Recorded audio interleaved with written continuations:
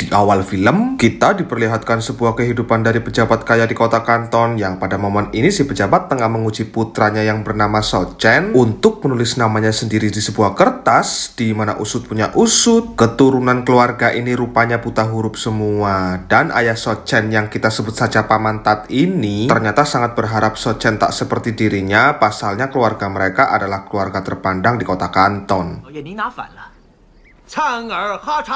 Dengan hasil yang tak begitu bagus, bahkan kata teman Paman Tat itu juga nulisnya kebalik, ternyata tak membuat Paman Tat bersedih. Beliau justru senang bukan main, lantas menghadiahkan anaknya itu uang jajan yang begitu banyak. Untuk kemudian Chan pun pergi ke sebuah rumah bordir untuk melihat acara opera di sana. Dengan uang yang begitu banyak tersebut, Chen membagikan ke orang-orang yang ada di sana, bahkan seorang pengemis pun dia kasih banyak. Berikut beberapa wanita juga dia kasih untuk menemani pengemis itu. Di mana melihat ketajirannya tersebut, si Mami pun jelas langsung mendekatinya, dan kemudian Chen pun diajak berkeliling untuk mencari wanita terbaik, yang sebenarnya Shou Chen ini agak kurang tertarik karena Shou Chen menganggap semua wanita itu ya sama semua. Namun pandangan Shou Chen seketika langsung berubah tatkala berpapasan dengan seorang gadis yang kita sebut saja Cecilia, karena Shou Chen langsung jatuh cinta pada pandangan pertama. Bahkan dia rela membayar banyak untuk Cecilia, yang tapi sayang Cecilia sudah dipesan seorang pejabat dari ibu kota, dan mereka akhirnya terpaksa berebut yang membuat kegaduhan terjadi.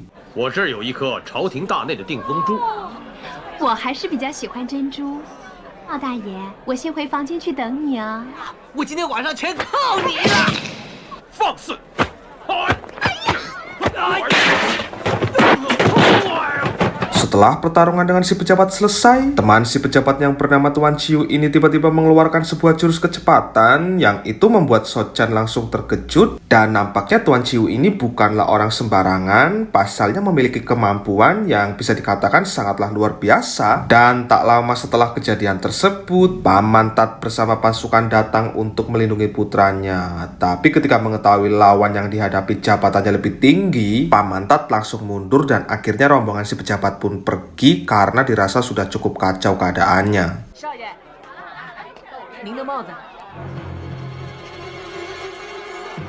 Dan terkuaklah sebuah fakta, Cecilia ini ternyata berasal dari sebuah kelompok pemberontak pemerintah bernama Partai Pengemis. Dan usut punya usut, Cecilia ini tengah menyamar jadi PSK lantaran hendak membunuh Tuan Ciu, karena Tuan Ciu telah membunuh ketua mereka demi bisa mendapatkan apresiasi dari pemerintah, terkhusus si pejabat tadi. Dan saat mengetahui yang masuk bukanlah Tuan Ciu melainkan si Shou, tetua Partai Pengemis kita sebut saja si Aba, langsung mengurungkan niatnya untuk menyerang. Dan di sini Shou Chen tidak hanya menggagalkan misi mereka saja, tapi Shou Chen juga terang-terangan ingin melamar Cecilia, yang itu membuat Cecilia terkejut. Karena terus-menerus dipaksa, Cecilia mengajukan sebuah syarat untuk Shou Chen. Shou Chen harus bisa kungfu, harus terpelajar, harus punya jabatan, yang semua itu langsung disanggupi oleh Shou Chen, dan ia minta waktu untuk bisa mengerjakan semua itu. Dan setelah gagalnya misi mereka membunuh Tuan Ciu tadi, Partai Pengemis juga harus kehilangan sebagian dari anggota-anggotanya. Karena saat Tuan Ciu hendak pulang, anggota Partai Pengemis justru menghadang laju perjalanannya, sehingga membuat Tuan Ciu akhirnya terpaksa membunuh mereka semua.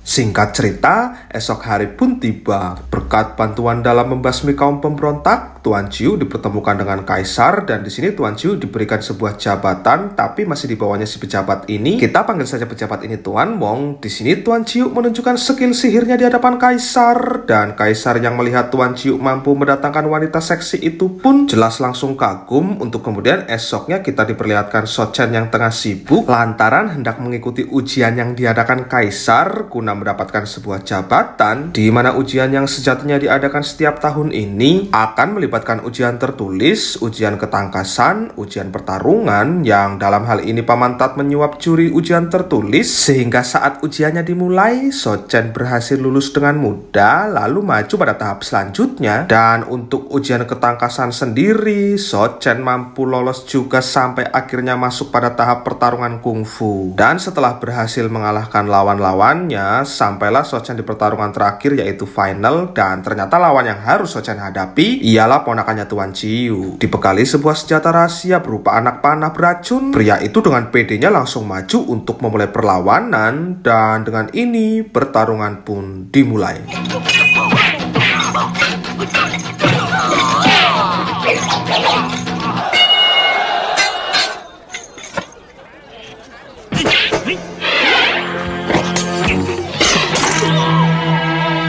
Meskipun berhasil membuat pria itu terkena senjatanya sendiri, juri rupanya tetap menganggap Sochen kalah karena Sochen kalah skor dari ujian-ujian sebelumnya. Melihat putranya dicurangi itu, Paman Tat seketika emosi, tapi dia tetap tidak bisa berbuat apa-apa mengingat jabatannya hanya jabatan daerah. Namun setelah racun itu membunuh si pria, di situ ada angin segar ketika akhirnya Sochen lah yang dipilih menjadi pemenangnya. Dan saat itu juga Sochen langsung dihadapkan untuk menemui Kaisar untuk nantinya diberikan sebuah jabatan sesuai dengan apa yang ditentukan. Tapi sungguh sial nasibnya Sochen ini, belum juga diberikan jabatan. Tuan Ciyu tiba-tiba protes tentang hasil ujian tertulisnya Sochen karena seperti yang kita tahu, Sochen tidak bisa menulis, dan saat itu juga Kaisar langsung memintanya untuk menuliskan namanya sendiri, yang sialnya Sochen tidak berhasil melakukannya. Alhasil, bukannya mendapat jabatan, Sochen justru mendapat hukuman, dan hukumannya sendiri Sochen akan dieksekusi mati, yang spontan membuat Paman Tat maju untuk melakukan banding. Dan karena di undang-undang ada pengajuan banding untuk kesalahan semacam ini, pada akhirnya Sochen tidak jadi dihukum mati, tapi sebagai gantinya semua aset ayahnya akan disita, termasuk ayahnya juga akan dipecat dari jabatannya, dan mereka berdua dilarang mencari pekerjaan, dan jika mereka berdua ingin mencari makan, jalan satu-satunya adalah jadi pengemis.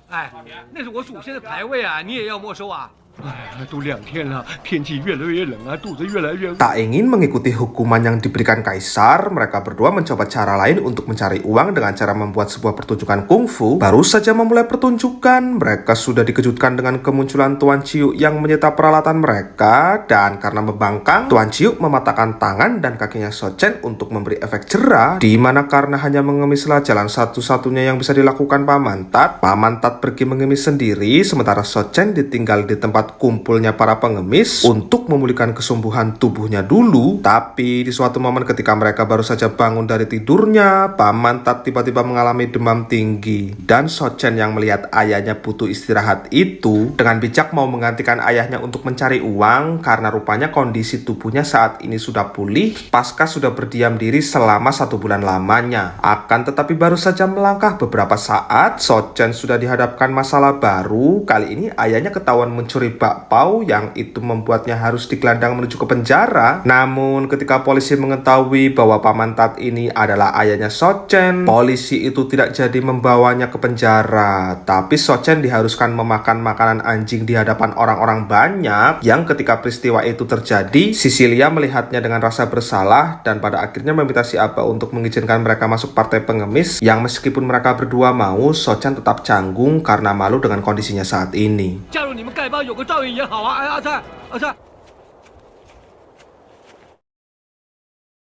Waktu pun berlalu, sudah tinggal cukup lama di naungan partai pengemis, rupanya tak membuat Sochen bersemangat, karena sejak waktu itu kaki dan tangannya dibuat patah, tenaga serta kemampuan kungfunya pun menghilang, dan karena bermaksud ingin membangkitkan semangat anaknya itu, Paman Tat memaksa Sochen untuk berlatih kungfu dengan anjing, tapi yang didapat bukanlah hebat, melainkan menambah luka karena dicacak-cacak oleh anjing, di mana saat tengah melamun inilah muncul si pengemis yang waktu itu ditolong di rumah bordir, yang di sini terkuaklah sosok si pengemis ini. Ternyata dia adalah ketua partai pengemis yang sudah meninggal, dan kedatangannya ke sini rupanya si ketua hendak balas budi atas pertolongan Sochen waktu itu. Dan karena menganggap si ketua ini hanyalah omong kosong saja, Sochen pun dengan sekonyong-konyong memilih tidur daripada mengobrol dengannya. Dan di saat tidur inilah si ketua masuk melalui mimpi Sochen untuk mengajarkan kungfu tidur, dan di dalam mimpinya si ketua juga berpesan agar Sochen bisa menggantikan posisinya untuk menjadi ketua baru di partai pengemis.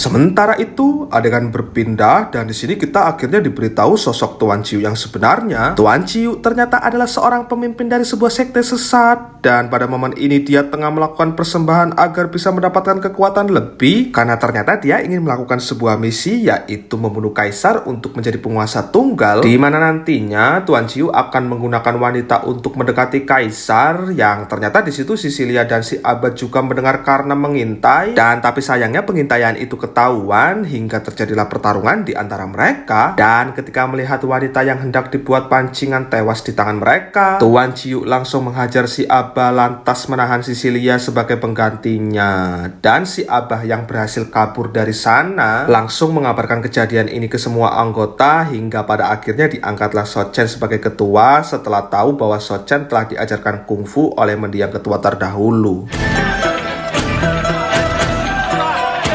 Dan untuk bisa mengalahkan Tuan Ciu, Sochen diminta mempelajari sebuah jurus 18 tapak naga dan rupanya ini menjadi momen terakhir obrolan mereka bersama Abah lantaran setelah memberikan kitab itu si Abah langsung meninggal akibat mengalami luka dalam dan setelah mempelajari jurus itu sampai akhirnya menguasai, esoknya Sochen bergerak untuk menuju ke sebuah perkemahan yang di sana rupanya kaisar tengah mengadakan acara bersama pasukan dan disinilah juga Tuan Ciu mulai melakukan aksinya dengan akan meracuni pasukan pakai asap beracun lalu mengutus Sisilia yang dalam keadaan dihipnotis itu untuk menemui kaisar lantas membunuh kaisar.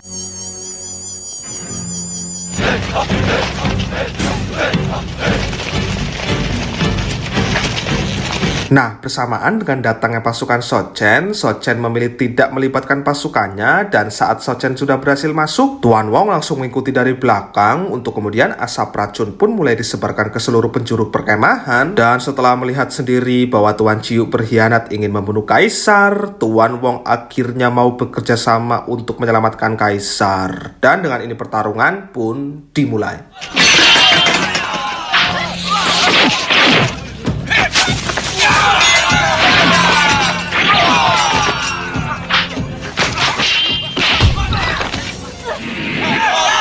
Usai pengaruh hipnotisnya lepas dan akhirnya kaisar tahu Tuan Ciu adalah pengkhianat, semua pasukan tersisa dikerahkan, tapi itu tidak membuat Tuan Ciu gentar sampai majulah Sochen untuk menghadapinya dan dengan ini pertarungan antara keduanya pun tak dapat dihindarkan lagi. 降龙十八掌第七式，神龙摆尾，黑龙透镜，传来马进的画风成了大腕收工。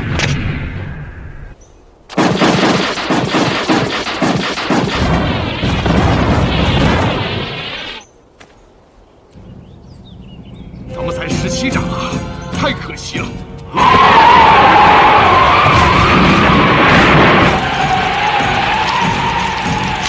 Nah, disinilah Sochen akhirnya sadar jurus ke-18 yang dimaksud itu ternyata gabungan dari 17 jurus dan Sochen langsung melakukan serangan hingga akhirnya berhasil juga mengalahkan Tuan Ciu. Dan setelah pertarungannya selesai, film pun ditutup dengan sadarnya kaisar dari kepemimpinan kejamnya selama ini. Dan mereka pun pada akhirnya bisa hidup bahagia dengan mendapatkan anak yang cukup banyak.